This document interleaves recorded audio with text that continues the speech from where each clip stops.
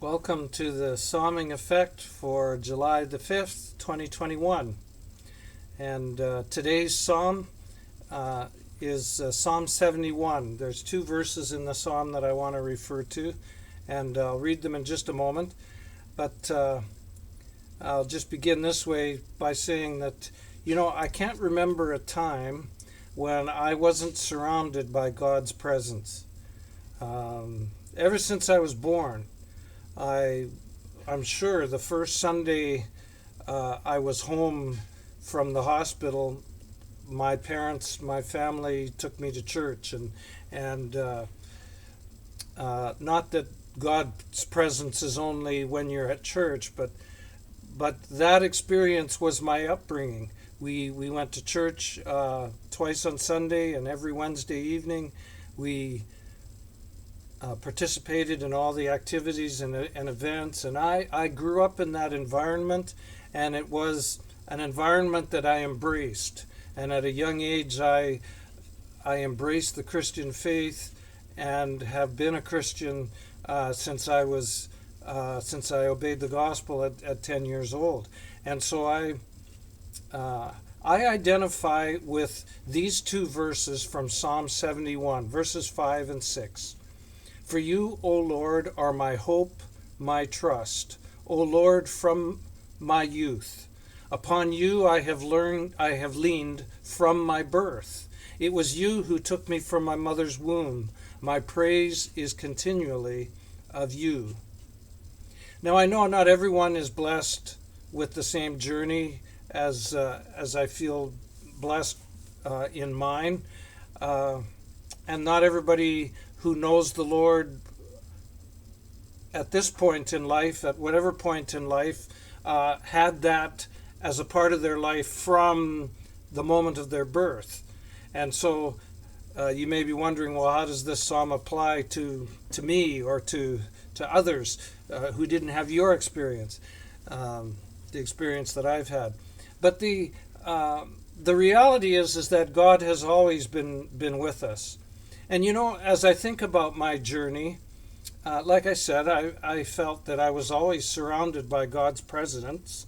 And for me, it wasn't a dramatic conversion to the Christian faith from some total other kind of lifestyle.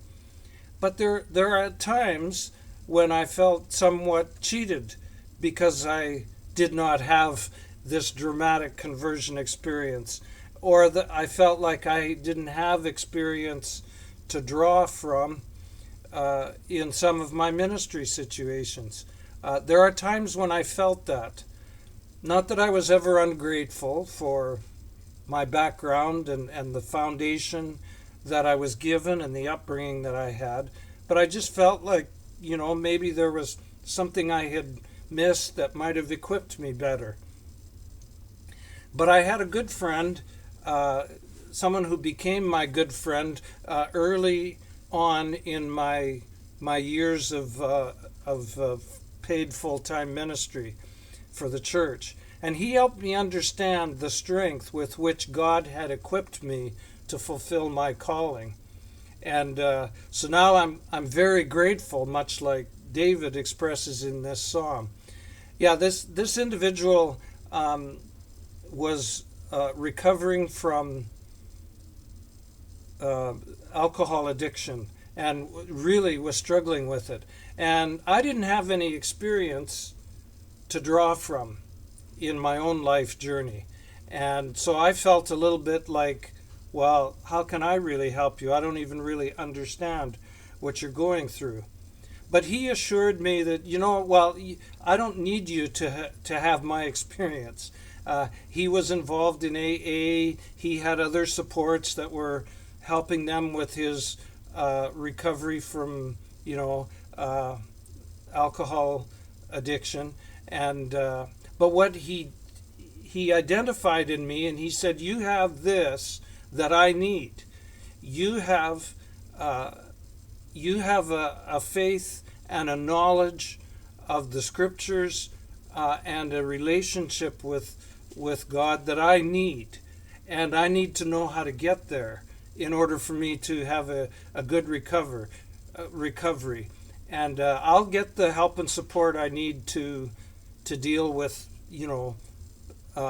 my substance addiction, but I need someone to lead and mentor me.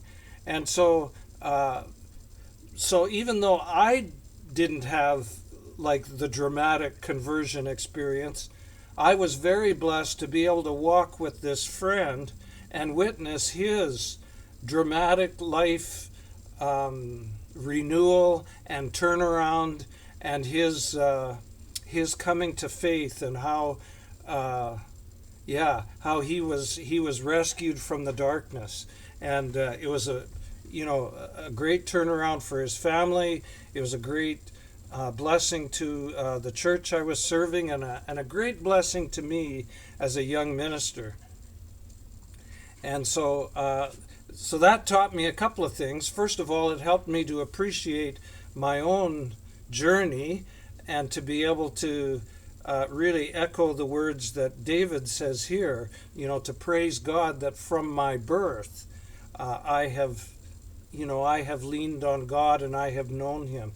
But it also helped me to appreciate the journey that other people have that may be quite different than mine.